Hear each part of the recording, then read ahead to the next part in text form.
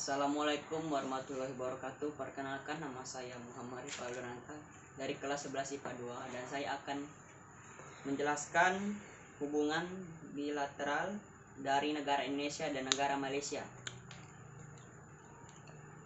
Hubungan diplomatik Indonesia dan Malaysia secara resmi terjalin sejak 31 Agustus 1957 saat Malaysia menyatakan kemerdekaannya.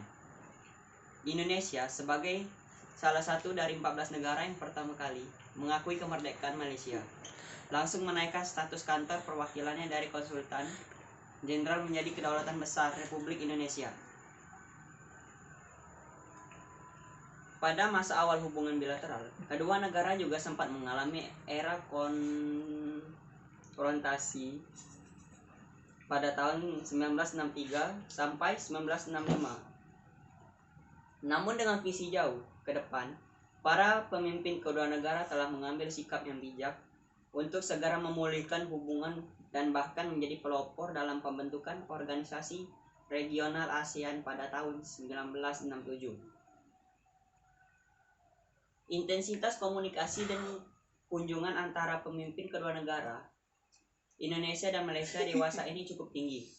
Sejak Februari 2005, Presiden Republik Indonesia telah 4 kali berkunjung ke Kuala Lumpur.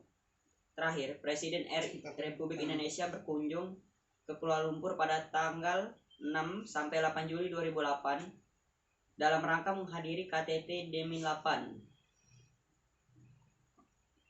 Menurut informasi, pemerintah Malaysia saat ini jumlah TKI legal diperkirakan mencapai 1,1 juta jiwa yang terbesar di Semenanjung Malaysia dan Malaysia Timur. Sejumlah 600 sampai 800 ribu orang lainnya diperkirakan ilegal. Di samping itu, masih terdapat sekitar 30.550 siswa, 5.000 orang ekspatriat, 200.000 pemegang status permanen residence, dan 2 juta turis WNI setiap tahunnya. Perwakilan RI di Malaysia terdiri dari 1 KBRI Kuala Lumpur, 4 konsulat jenderal di Penang, Johor, Kota Kinabalu, dan Kuching, dan 1 kantor penghubung di Tiwau. Banyaknya staf KBRI Kuala Lumpur mencerminkan beban kerja KBRI yang padat, mengingat jumlah WNI yang dilayani juga sangat banyak. Faktor kedekatan geografis, ikatan persaudaraan, dan kontak serta kerjasama bilateral Indonesia-Malaysia cukup intens menjadikan banyak sekali outstanding isu yang harus ditangani oleh KBRI. Politik dan keamanan. Konsultasi tahunan tingkat kepala pemerintah.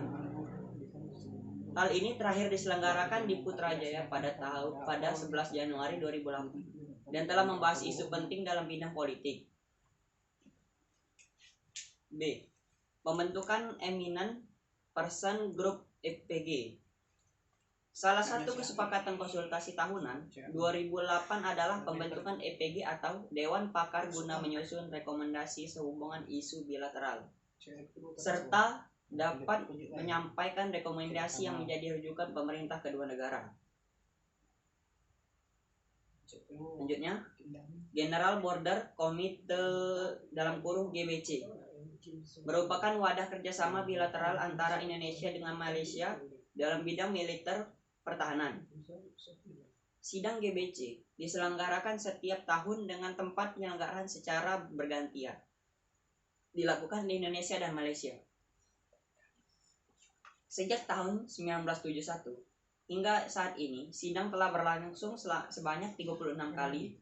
Sidang ke-36 GBC telah dilangsungkan di Malaysia pada tanggal 11 hingga 15 Desember 2007.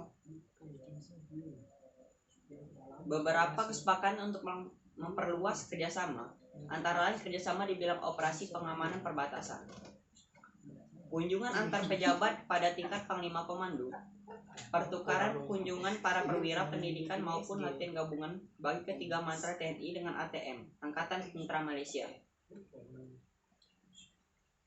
Dampak positif kerjasama tersebut adalah terciptanya hubungan kedua angkatan bersenjata yang mengedepankan profesionalisme tentara namun tetap proporsional dan kritis dalam menanggapi isu-isu di antara kedua negara. B. Perdagangan.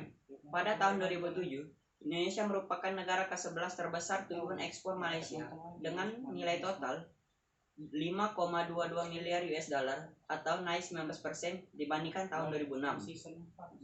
Ekspor terdiri atas ekspor migas sebesar 1,61 miliar US dollar dalam kurung meningkat dalam 16,1% dan non migas senilai 3,60 miliar US dollar meningkat 2020,15%. Indonesia juga merupakan negara ke-9 terbesar asal impor dengan nilai 6,28 miliar US dollar menurun 17,69% dibandingkan tahun 2006. Impor dari Indonesia tersebut mengambil paksa impor 3,82% pada tahun 2005 dan 3,78% pada tahun 2006. Total impor ini dikontribusikan oleh himpun migas dan non migas yang masing-masing senilai 720,22 juta US dollar dan 5,56 miliar US dollar. Baiklah, mungkin sekian yang dapat saya sampaikan. Mohon maaf jika terjadi kesalahan. Saya akhiri. Wassalamualaikum warahmatullahi wabarakatuh.